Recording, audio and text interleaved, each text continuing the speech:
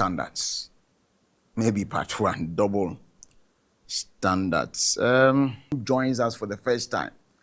I am beginning this series from my own personal experiences. And as I share these experiences online, I get quite interesting feedback. And at the appropriate time, we would also engage other people with similar stories, with lessons they can learn. But today, as I said, I'm looking at double standards. Double standards. Why we should do everything humanly possible to avoid this. We are all children of God. We all carry the heart of God in us, and we desire to be what God wants us to be. Now, for those of you who, again, may not really know the story, I was the area head for Bolga Church of Pentecost. And when I went there, wow, I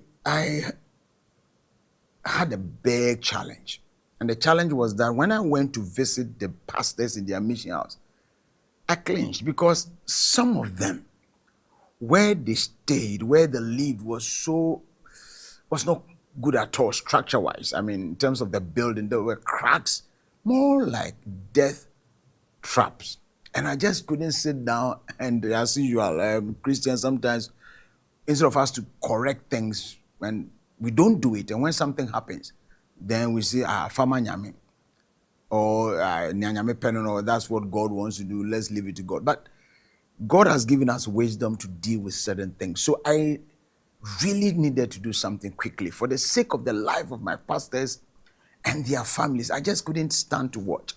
So we wanted to see what could be done. And what broke, or the last straw that broke the camel's back, was in particular reference with Paga. Places like Paga, Soem, quite some few places, within 10 years of building the structures, we needed to pull them down. And I just didn't feel right. I thought that's not how I want to use my own money. Build a place and then in less than 10 years, you have to pull it down. In fact, one pastor came to me complaining his building was done in just about 2 years and also had a crack. So we started with Paga. We had to move him. We felt that, no, we need to put up a new mission house. I was there. Pastor came and said, Papa, we have a problem. Yeah, what was it?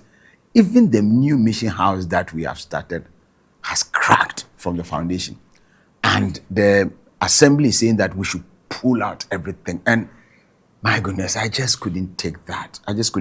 So I decided to talk to my brother who is into construction. He's good in that area. So I had a conversation with him to cut the story short. The details of that conversation will be in other series. So I want to encourage you to read my book. I'm unable to deal with everything into detail. I normally will pick a particular issue, so I may be touching certain things. And if you have not been following the series or you have not read the book, you may not be able to feed in very well. So I encourage you to read the book and also watch previous episodes. So I spoke to him, and eventually they came to put up 2 mission houses, one at Kadima, the other one at Manyiro, all in the Bolga area. One to Lentil, the other to Gable, just before roofing, until this issue came up and they had to stop. And in all those 2 buildings, of course, we provided the materials. They never charged the church a penny. In fact, even certain expenses that were made by other people who were not part of the team, they even paid for that. So that was why, because of the mission houses, I just wanted them to come and build something that could last. Because when I had conversation with him, he gave me so many ideas, and I thought that, Master, at that time, I could even understand some of the things he was sharing. I mean, not like now. Those days, I didn't really understand. So I thought that, Master, you please come and help us. I needed you to help. And at the appropriate time, I'll give you more details about this, my brother, and then the company aids. So, as I said, they came, built it, without charging us anything for free, 2 missions. They would have completed everything, but the issues that came up.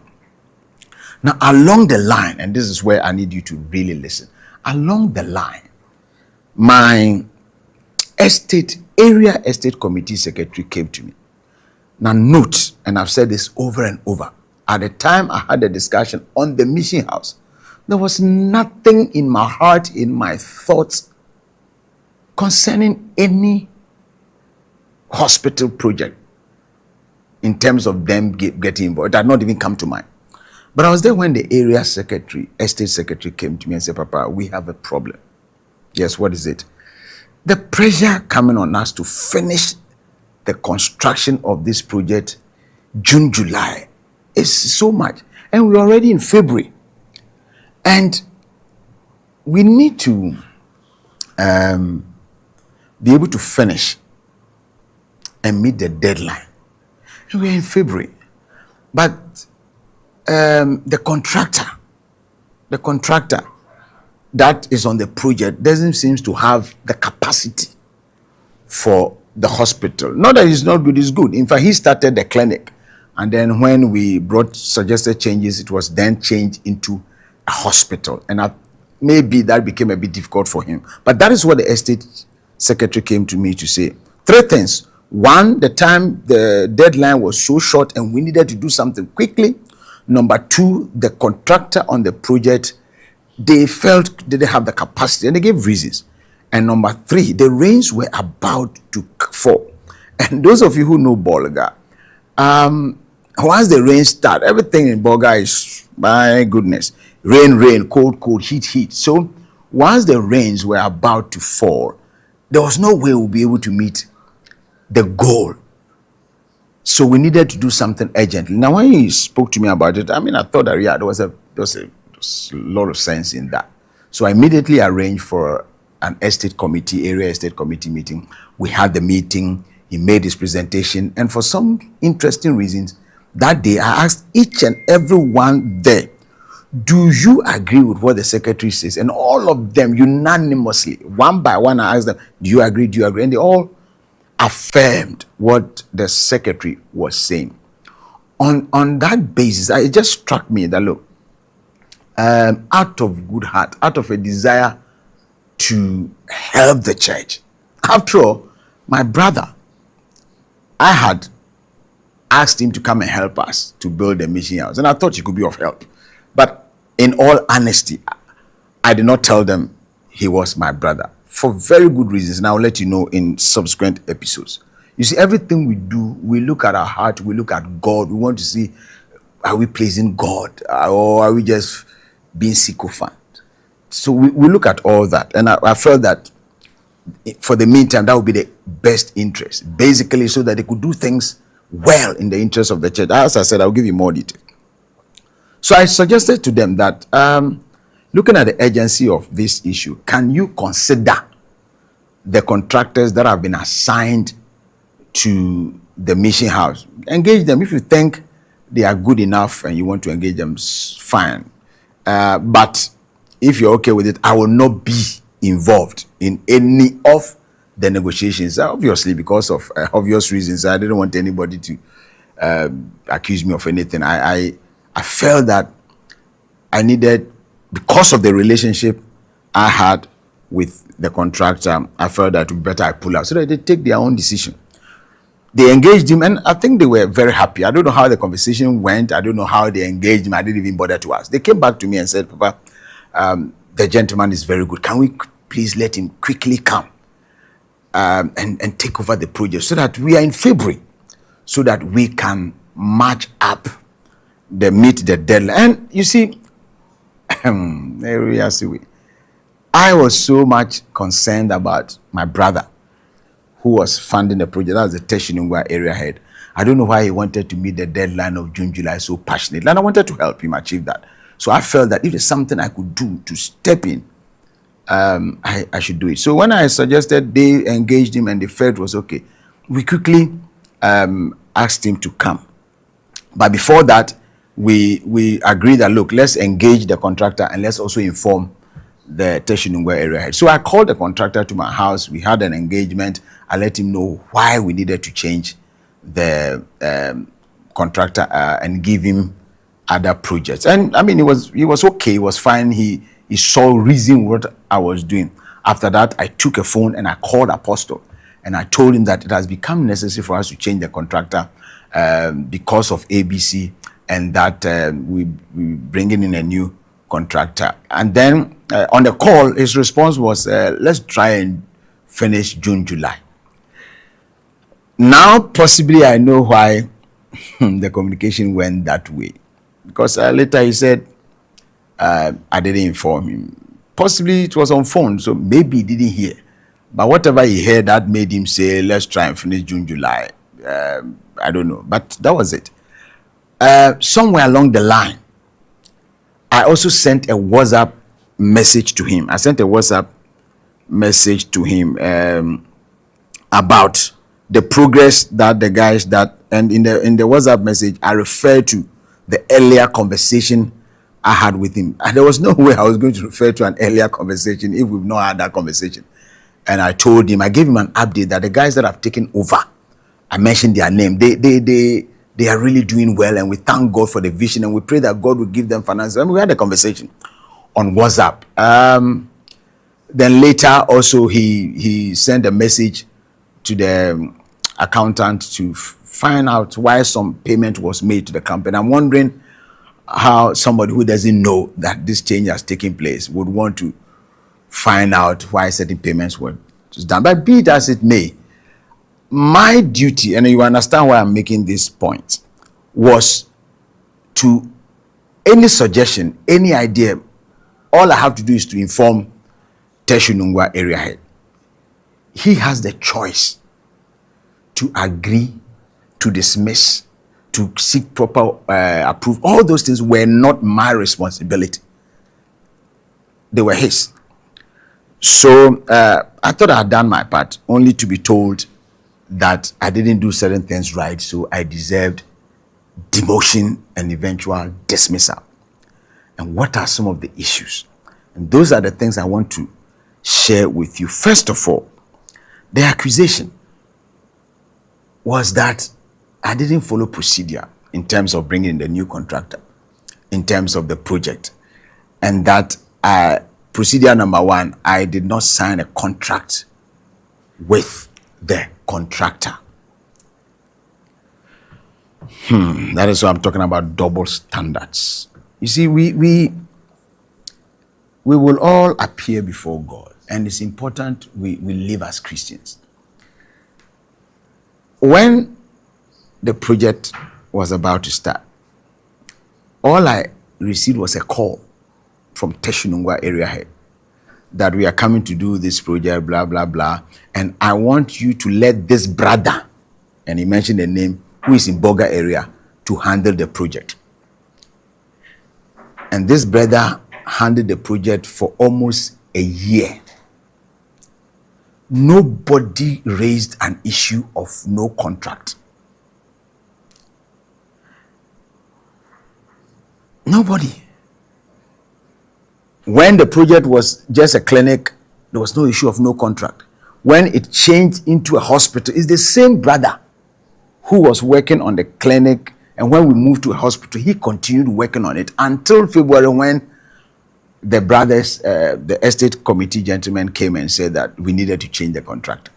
So because of the time and the desire to help the kingdom of God and to let us finish this clinic on time, why June, July, only God knows. I have my own ideas, but I don't think that is important. But we needed to meet the June, July, and we're in February. Now, as at February, I want you to look at, after almost a year, the contractor, the Teshunungwa area, asked us to use. By almost a year, look at where the project was. Just have a look at, in about a year, having been on the project, I want you to have a look at it. So this is how the project, even the blinding had not been done.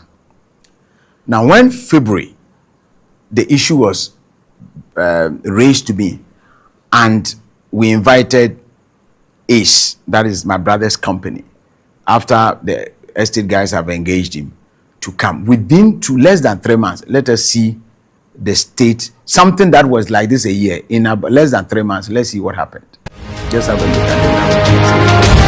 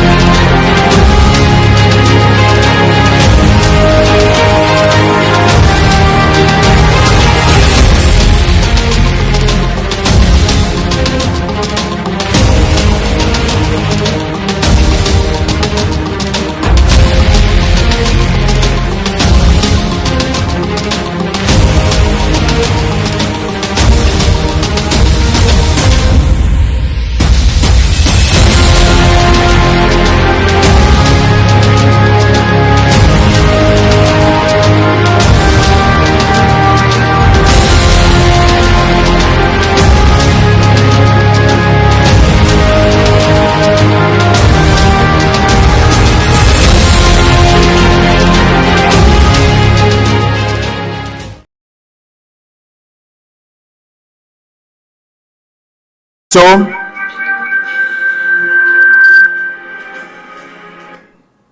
all right, now just look at the difference. And this is what you have leaders saying, that we gave him the money and he didn't do anything. He didn't do anything. Hey, Church of Pentecost. So you see, and because we needed to finish the project, we had to let him come. And then the contract was being worked on. In fact, the estate committee guys even gave me a draft, but they had not finished. So unfortunately, we didn't finish before the issue came up and they had to stop the project. I recall, you see, unlike the first contractor, there was nothing about contract. But when we invited Ace, my brother, the company that I'm a director of, when we invited them to come, immediately they decided to come. He asked me about the contract, and I intentionally even asked the area deacon. I mentioned names. You can ask him at the wisdom. I told him, Nana Juma, for those of you who don't understand, you don't want to translate. It was a contract. Then he said, oh, Nasa ya yeah, so my dear, so Papa, also quickly to me here into the contract near Bay. And I, in other words, he was saying, I said that, but these people that we are asking to come, are we not going to give them any contract? And then he suggested that, oh, Papa, they are all our church members, they are our brothers. So let them come. We'll work on the contract. We need to get this thing done out of a good heart. Maybe, well, on hindsight, I don't know. And of course, I would have still felt that we needed to help the church. So they started the work without, even when we are not paid them, we are not giving them contract, they mobilized and came on side because he's my brother. He wanted to help us. And let me say this: if not signing a contract warrants dismissal, I don't know how many should be at the head office, because this is my same brother who I'm being dismissed because I didn't have a contract, the area didn't have a contract with him, has done several projects with the head office, headquarters, Church of Pentecost head office. Even the prisons that were built, he was one of the surveyors on it. He's had several, the PCC. Sometimes they just give him a call, and because he loves the church, he's a member, he responds to the call without any document and work for the church. It is all right for him to work for head office, but it's a crime, it's a sin for him to work for his own brother, to help an area which is on missions that need support.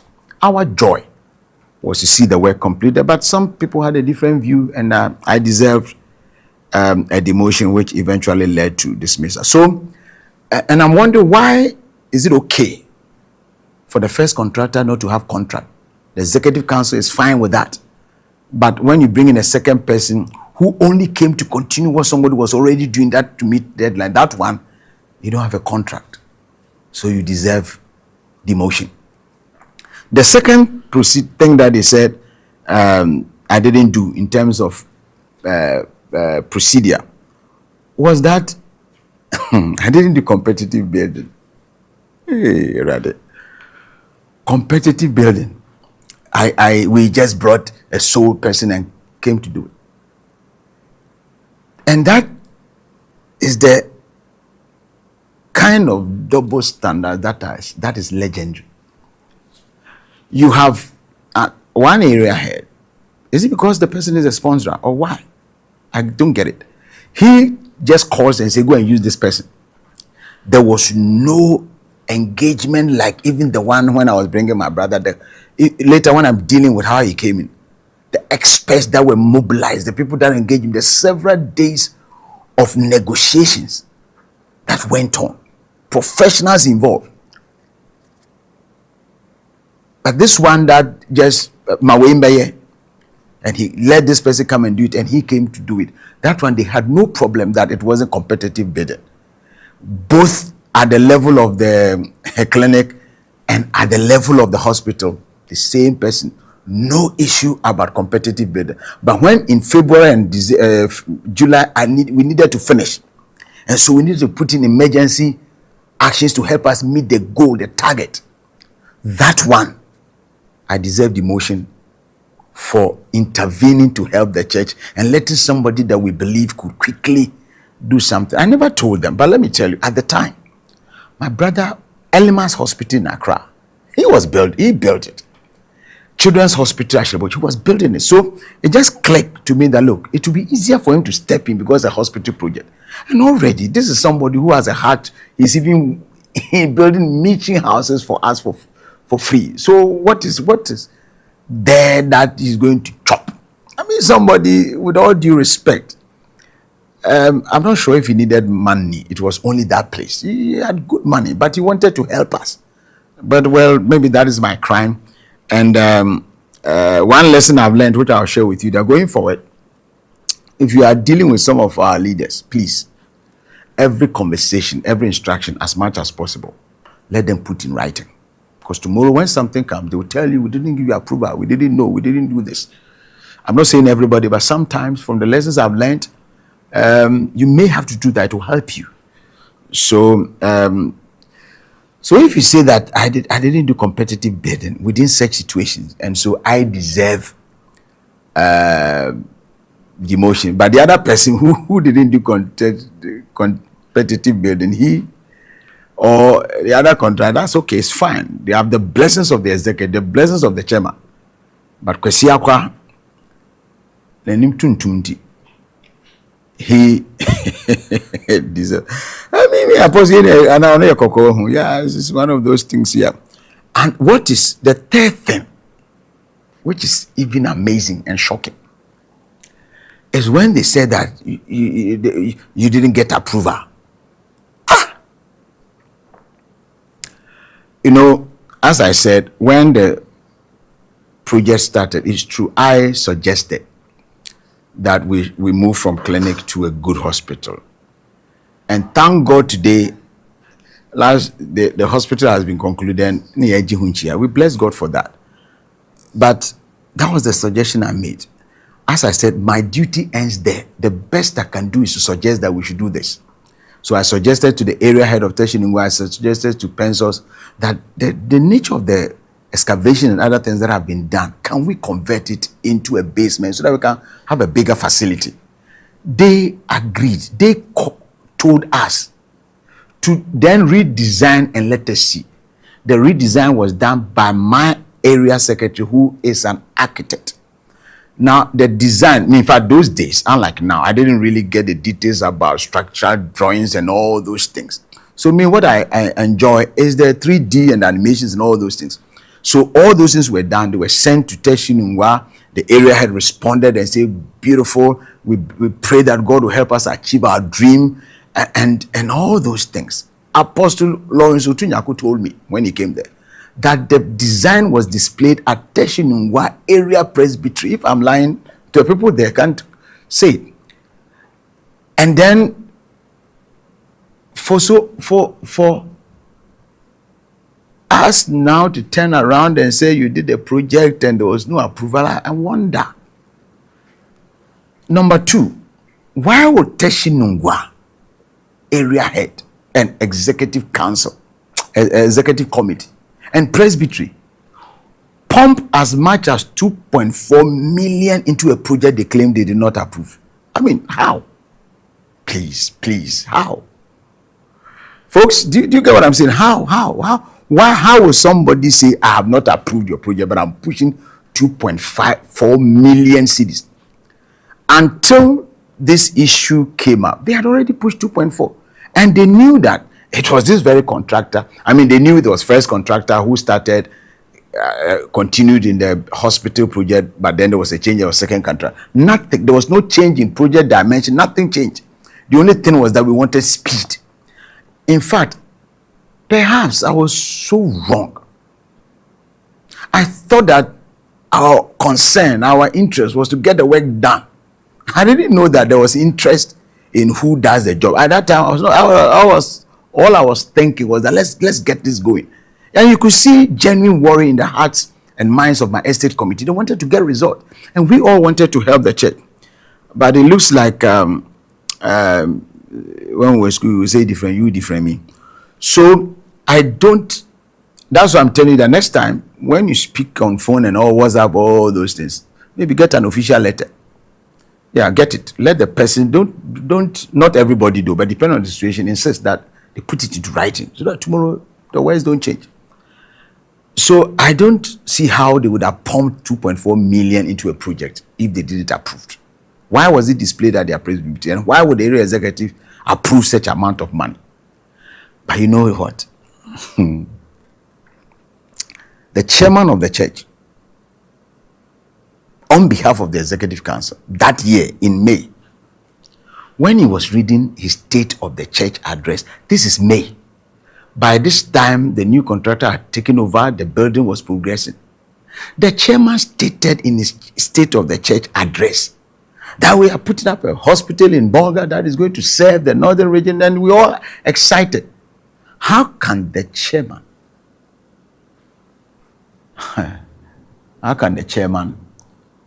put in a state of a church address a project that they've not approved? Who does that?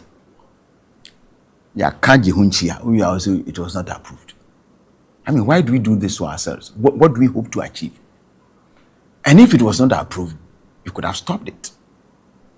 But as far as I'm concerned, the WhatsApp communication I had with the apostle indicated that he's more than happy to see us achieve that. More so, he continued pushing in money. So the narrative that he didn't follow procedure, he didn't get approval, written approval, and he went on to build. Then those who also pushed money and those who made statements like this, they didn't try. At the end of the day, I honestly believe that we all wanted the good of the church, and if we are going to use these things to dismiss or to demote somebody, well, that one, I leave it to your judgment if we are being fair. On one hand, somebody is allowed to do something. There's chairman and executive are happy with it. No contract, one person, they're happy. But when there's agency, when they had all the time before the conception of the project not to have contract, that was no problem. But when I needed to achieve a goal within 4 months, I have a problem for not signing contract. And when I informed the apostle, or even when they got to know, they had every right to say, no, we don't want anybody. Use the same contractor. Who am I? Yeah, I've told you. You say I didn't tell you, fine, but you know they were there. After he himself told me that even before he heard of the change in contractor, chairman knew. So it means that chairman had all the information. I didn't tell him, he didn't tell him. How did he know? So I believe that at every stage they had full information on what was going on. Since February until August, you come and tell me that it was not approved. Until August, you come and tell me that you didn't have contract. Until August. Who does that? Our brothers and our sisters, I think that we must show, not just preach, but show integrity in the things we do. We should be Christians. We should show genuine love, and don't let us release our dislike. I mean, even God, who said, Jacob I love, Esau I hate, still put a mark of protection on Esau. We are not saying like everybody, but if you don't like someone, don't concoct things. Don't create things which are not. Don't make mountains out of an anthill. No, we don't do that. So, if you have any question, you are more than welcome to ask us. But let me say this.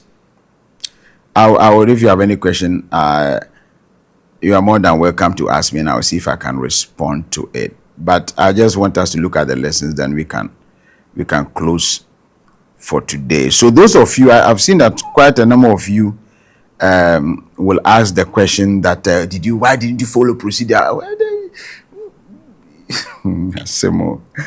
I tried to, and let's get it very clear. I was not responsible for approvals and all this. The best, as I said, I could do is to just inform the area health technician where he has to say, he has the final say. After all, when they said I should stop, I stopped. So, if you have any question, you are more than welcome to ask me. But please, let's be Christians. Let's be Christians. Let us live by the things we preach on the pulpit. We don't stand on the pulpit, say one thing, behind the scene we manipulate systems and get our way. It's unchristian, and people should be called out. People should be called out. And let me just say this. I still wait for your question. You know, some people think that everybody's like them. Let me respectfully say that, you know, we often say that I believe that. I believe that Christ does us good. But not everybody became who they are because of Church of Pentecost alone. Church of Pentecost have played mighty roles in our lives. Me, Church of Pentecost have played a great role. But with all, like Paul said, I will behave like a fool. Paul said, I will boast, not as in the Lord, but as a fool. Before I came into ministry, at least I was a lecturer. I had something doing. The reason why I didn't want to come into ministry was because I even wanted to do something for God and still do my own business and be in this thing. I didn't come into the church to steal. We are not like that.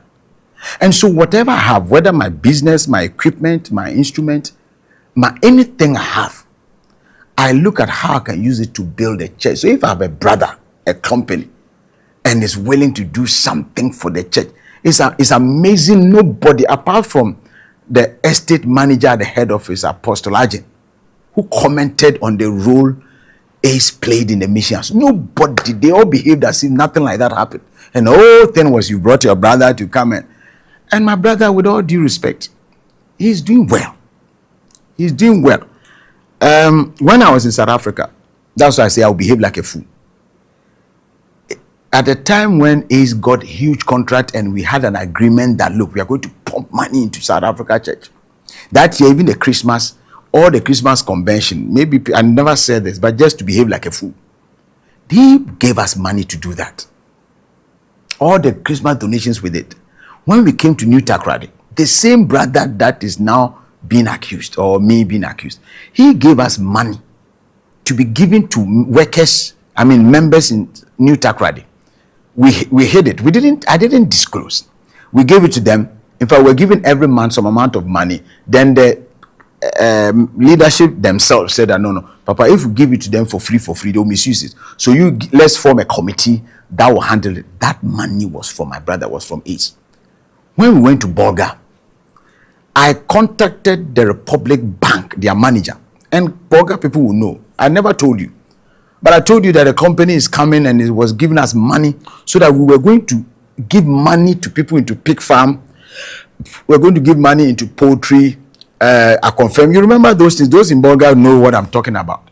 He was the same person who was coming to give us that money. But we were of the view that, look, if you give people free, they will misuse it. So I spoke to Republic Bank manager. You can ask him, the manager who was there at the time, that, okay, we are going to push this amount of money, open an account and give it to your bank, so that the people will come for it.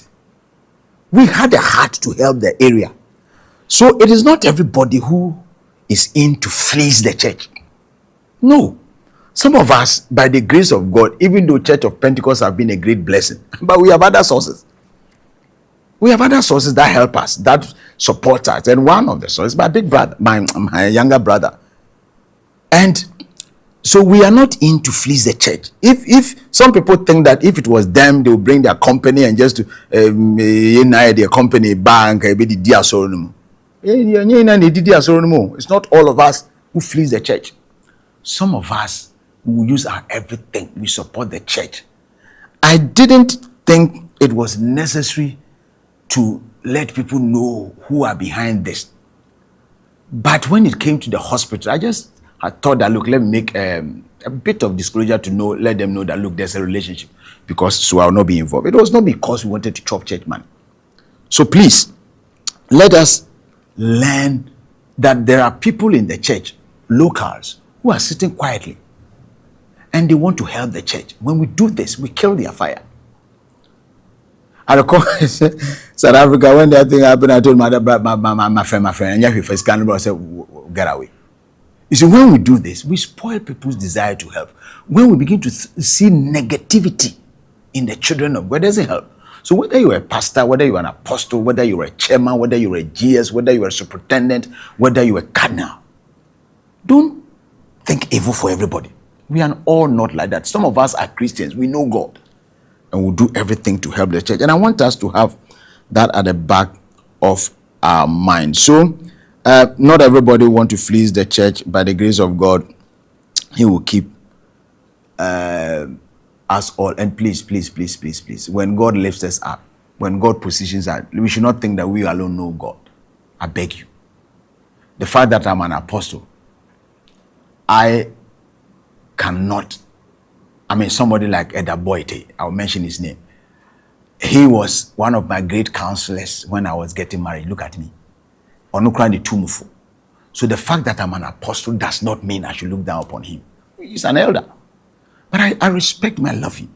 So when God puts us in a position, we should not think that we only know God and all other people don't know God. All other people are thieves and all this kind of thing. I know there are rogues. I know there are false people. I know there are charlatans. But that's why we need to pray and not just listen to any accusation or not just read negative meanings. So I want to encourage you. Maybe you're also watching me, listening to me. You have graciously done something for the church, but people did not value what you did. They've read negativity into it, and so you are unhappy, you are sad, you want to get out of the church, you are broken. Please don't be broken. Let your conscience tell you that, like I am boldly saying it, that my heart of heart, we wanted to help the church. We're not there to conflict interest. We'll deal with the conflict of interest later on. So let's see if we have some questions. Let me see, okay. Okay, Apostle, when issue of no contract came, did you, the committee of the first contractor who also had no contract? Did you, the committee? I don't get it.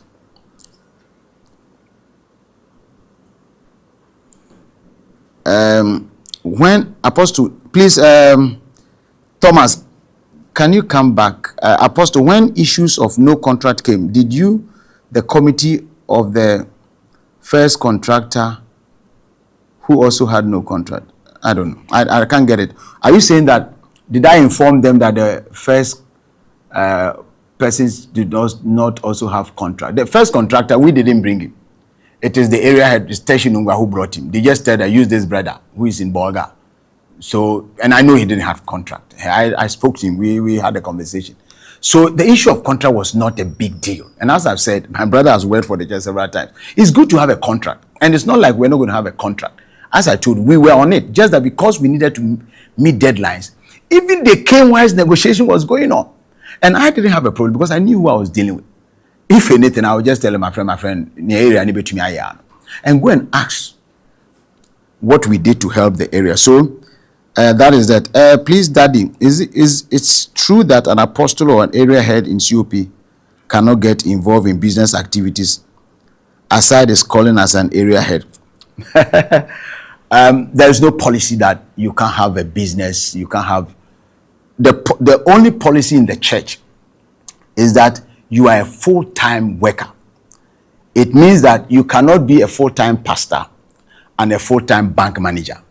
You cannot be a full-time pastor and a full-time doctor, or unless the church brings you in as a doctor, or a full-time manager and you are full-time pastor and full-time MTN worker. No, but there's no policy that says you can't have a business.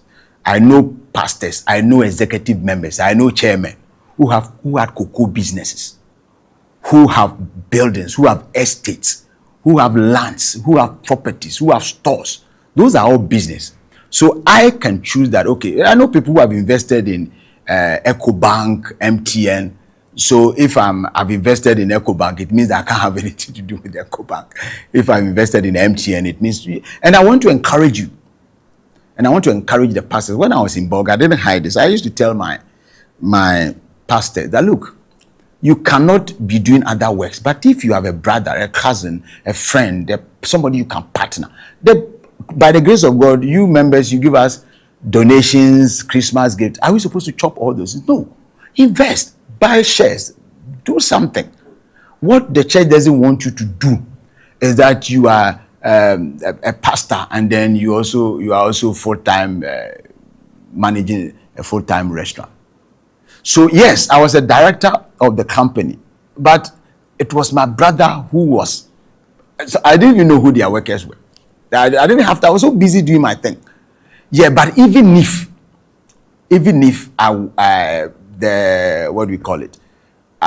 my brother, I had invested so much. Even if my brother is a business partner with me, or I'm a business partner to him, or if I've invested in a company, there's no policy in the church that is against that. And I'll be glad if anybody can show me. And as I've told you that I know people, you decided to invest in your cocoa farm, in your stores. Some people even build and rent the building to the church. There are mission houses that are in pastors' buildings. So there's no policy against that, and it's not true. And I keep hearing people saying that, why didn't you resign as a director? There's no policy that says that you must resign. And the statement that I should have sought approval from the chairman to be a director is not based on any document. I've read it. Of course, unless there's something I don't know. And ignorance is no something of the law. But in Christ, in terms of ignorance, God's overlook. But to the best of my knowledge, there's no policy against that. The other thing, probably, is it, let me see. Yeah, so my brother, whether brother or sister, I don't get it, Gora TB. I don't know, sorry if I don't get your name right, but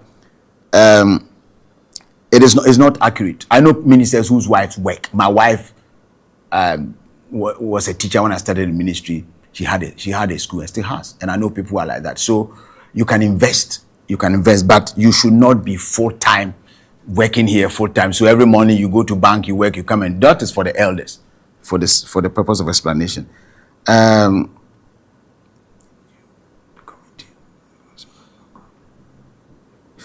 Thomas, I still don't get your question. Come back, please. Man of God, please. We have heard other dismissed pastors called back into ministry. Will you respond to a call back into ministry? When we get to the bridge, we will cross. But I'm happy with what God is doing with us now. I'm so happy. I'm so happy with the new assignment, with the new project Unbeatable team, the call to heal hearts. Somebody may be listening to me today who feels hurt and pained, and I just want you to know that we've all gone through this, but we are not dead. We are alive. We are strong. So strengthen yourself. Equip yourself, my brothers and sisters. If you have any other question, I will be glad to receive your questions. You can send me a WhatsApp, and let's see if I can. Okay, a moment. Let me.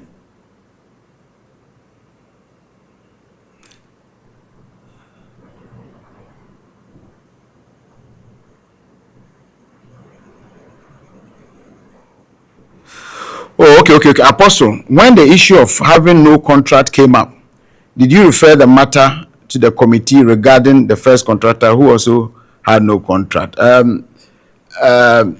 In my appeal, I wrote it, but it was brushed over. So as I said, some people it's okay for the executive and the chairman to some people not to have contract, but it was not okay for me. I raised it, but it was brushed over. That is the truth. And you see what is even. I'll talk about another thing. There's more to talk about today. I'll just skip it. But may God be with you. If you have any other question, let me have it. But all I'm trying to say is that let's not play double standards. And especially, we must look at the context. We must look at the situation. June, July, you saw the what? And look at the speed that people bring. They would have achieved the target. But we're more concerned. I think the concern should be, are they good enough? Are their rates okay?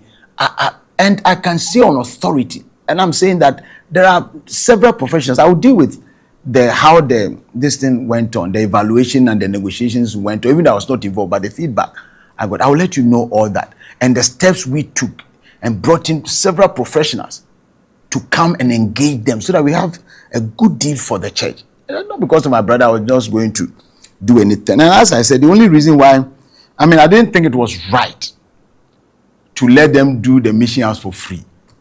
And they also say, my brother, is hospital to go and do it for free. That's greedy. So I couldn't do that.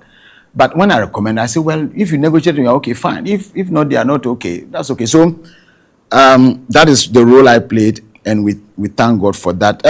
If there are no more questions, I want to bring this session to a close. Thank you for being with us. Thank you. God willing, we're going to look at other weightier matters. But please, let our Christianity reflect behind the scenes as it reflects in front of the cameras. Let us be fair to each other. And I want to encourage you, when you have a conversation, please let them follow up with official letters. This is one thing I've learned. Let them, don't that says, yeah. Let them follow. As I said, maybe next time, I would rather say that, no, let's wait for contract. If it's going to take 10 years or whatever. But I believe that every time we'll do what is right. May God bless you and may God be with you. Come your way again next week with another session of weightier matters. But when God places you in a position of authority, use that to build people. Use that to strengthen people. Don't use that to show where power lies. God bless you. And bye.